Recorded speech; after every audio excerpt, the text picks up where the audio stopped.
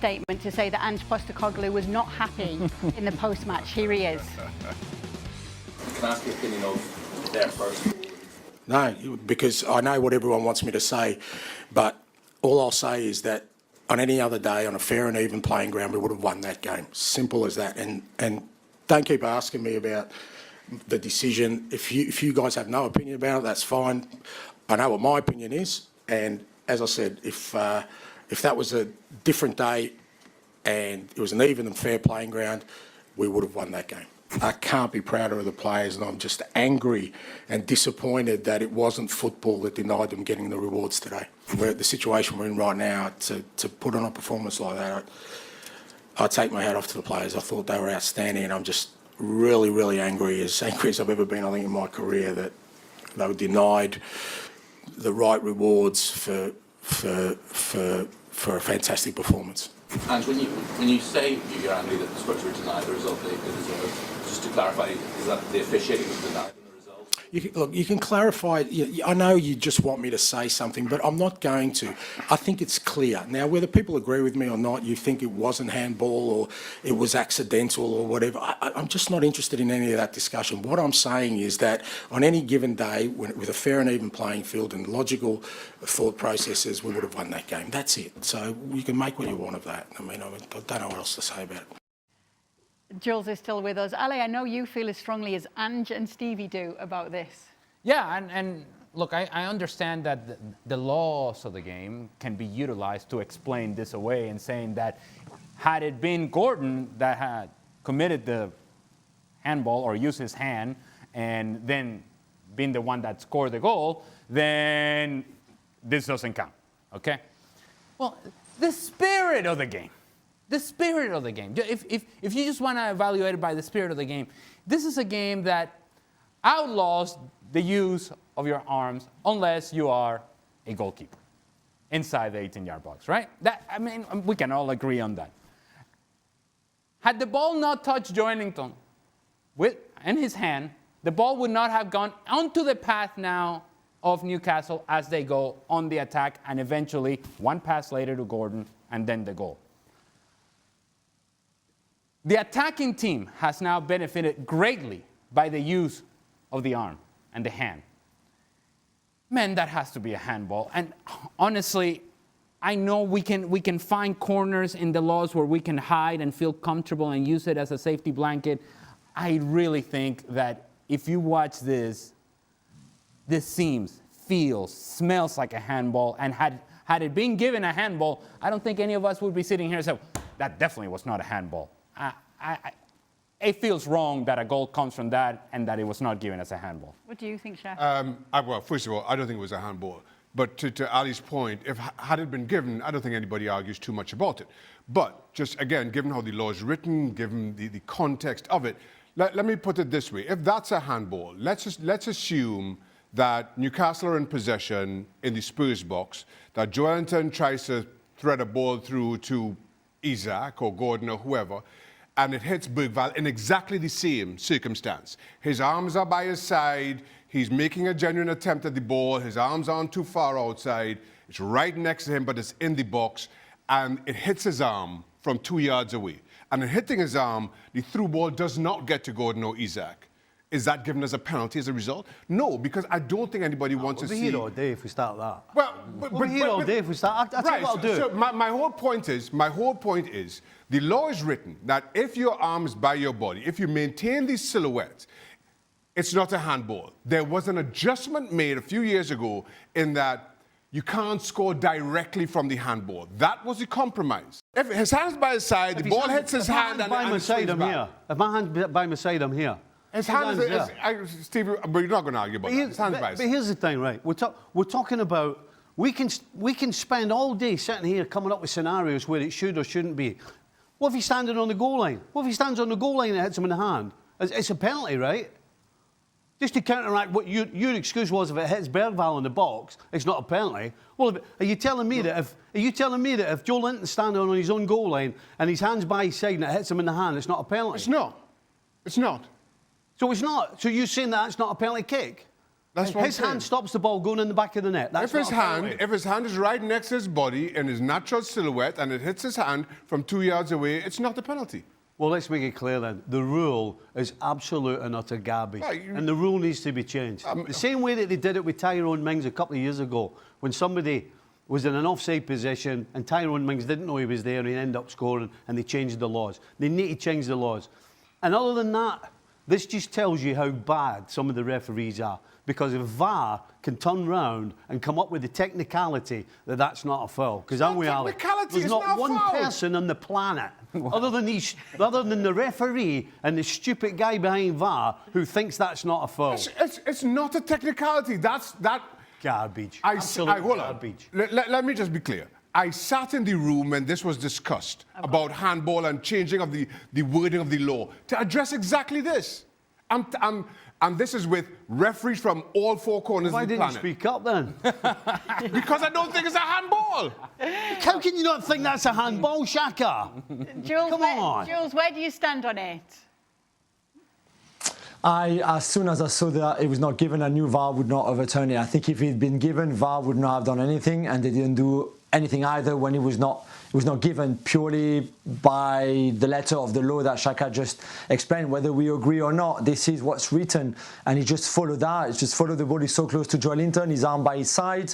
It's not intentional. He didn't move his arm towards the ball. The right thing to do would have been to use that still there if you're the VAR to do the right thing. That's after the ball hit his arm, and it throws his arm back. But that's beside the point. Let me just also say, because we'll go around in circles about this. I think Ange Postecoglou, and I have been one of his biggest fans of the last couple of seasons. I think he's using this to mask his errors. Now, let me just say this. Spurs score after 3 minutes, 3.5 minutes, whatever it is. Ball goes down the other end. Austin gets it in his arms. Austin wants to roll it out short a couple of times, and he stops, and I'm watching the game, and I'm thinking, I say to myself, just kick it. You just took the lead.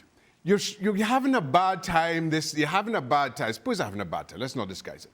You're at home. You've just taken the lead against the form team in the Premier League. Don't hand the momentum back to the opponent. But there's this mentality that we have to play out to the back. And now, while the game has changed in any number of ways, some things remain the same. While the game has changed in any number of ways, some things remain the same. Don't just hand the momentum back when you've got it, when you've earned it. Austin now, in his first game in 4 years or whatever it is so desperate to throw the ball out. One, Spurs lack leadership on the field just to say, just kick it long. Let's just keep hold of this lead for as long as we have. They're lacking leadership from the sidelines. Ange has got to shout out onto the park, don't roll it short, just kick it long. It's not on. Newcastle are high up the park, just kick it. That's just basics of the football match. So for him to be remonstrating in the way that he is now, and I feel is doing a good job of disguising mistakes that he made. I think you're being harsh. No. Listen, I don't disagree that they try and play out too many times when it's not on. I'm not disagreeing with that part of it. But this game, without Newcastle getting that goal, he's right about the game. They were by far the better side. They were by far the better side. Stevie, and it's decisions 90 like that, seconds. It's 90 decisions seconds like after that, they take the lead. Why do you have... Decisions Newcastle like are that change attacking. the Why game. do you have to try to pass the ball? I can say, I'll take the point that the game has changed. I'm not but disagreeing with that goodness me. point. I'm not disagreeing with that point. But the fact is that they played well and they deserve to win the game. I think this is the wrong game to start picking out about why they do this and do that, because we know exactly what they're going to do. And he's not changing. We know that. I just think it's the wrong game to say he's trying to disguise it. I don't think he is at all. I think it's pretty clear to everybody. That changed the game completely. And look, Shaq, and you're taking the approach that maybe this demonstration by Ange Postecoglou is captain deflecto. Let's assume that is the case. But let's go back to the actual conversation and the important conversation. And the important conversation is the goal doesn't happen if the ball doesn't strike Joelinton's hand. It doesn't happen. And so while I get it, and I hear you, and you were in the room, and so you know this much better than I do, and I'll concede that. When we say if it happens directly from a handball, well, yes, this wasn't directly from a handball, but the play and the sequence of play, which is one pass later, doesn't happen. The goal doesn't happen without using the hand. And taking advantage of using the hand is where I draw the line. And that's where I have an issue. And that's, look, we may be going around in circles. We may be talking about the same thing from different angles. But it does feel wrong. As an outsider, I have no horse in this race, nor could I care less whether it's Tottenham wins or Newcastle wins. As an outsider, and as a guy who played the game, it felt like a handball, and it feels wrong that this sort of goal is allowed to stand. But it did stand, and it means Spurs are now winless in their last 6 games, Jules, and it also means that Ange Postecoglou is the second favourite when it comes to the next Premier League manager to be sacked. What do you make of that?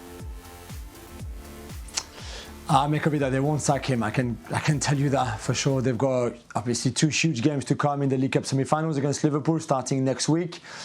And as he reminded us at the start of the season, he always wins in his second season wherever he's been before. So let's see if he can win the League Cup, because he will only be the League Cup, the Europa League or the FA Cup. He won't win the league. We know that for sure. But they're not going to sack him. It would mean starting again from scratch, from zero with another manager. They're in the process of making the squad like Ange wants it. And again, whether we are in agreement of what he's doing or not, where we think he's too chaotic at times or if he's too stubborn, it doesn't matter so much. As a club, they are invested in him and in his philosophy. Otherwise, 1, they wouldn't have picked him, and 2, they would not have spent the money that they've already spent for him to be happy with the squad that he has, because all of those new signings that have come since he arrived, and that's 3 transfer windows. That's a lot of transfer windows. That's a lot of money they've spent on Solanke, on Kulusevski to make it permanent, for example, on Vicario and Van de Ven, etc., etc. That's a lot of money they've spent for him, for the players that he wanted.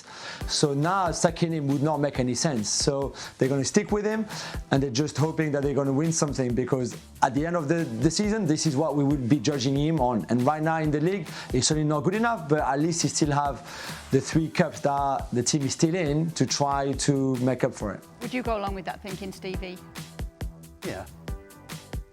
Yeah, I think so. You know, we can criticise him for overdoing it, for sure. But at the end of the day, if you're a Spurs fan, I can't actually believe I listen to a lot of Spurs fans complaining. I mean, having to sit through the last 2 managers and the dross that they were having to watch, you know, you're getting entertained. Is it frustrating? I'll bet you it is frustrating. But yeah, I'm with Jules. I don't think you get rid of him. You're canvassing a lot of Spurs fans out there. Should also probably give a mention to the team that did win today. The mayor of Newcastle is sat next to you right now. What is that, 6 wins on the bounce for Newcastle? Yeah, and playing in incredible football right now, and all of a sudden making a push, and a serious push to be in the top 4. Eddie Howe has somehow again got this right. Even in dealing with some of the injuries that they've had, they've welcomed back to a few. Bernard Botman again looks so good at centre backs. Botman coming in for the first time in 9 months. So much revolves, and our Newcastle season revolves around Isaac. The longer he stays fit, the better they are. But even that being said, I have to pay credit to Jacob Murphy, who, for me, again, outstanding, just kind of understated the ground he covers, the partnership he has with Livermore on the right-hand side. Newcastle have again found their rhythm after what had been, let's be honest, ever since PSG last season, has been an uncertain 12 months.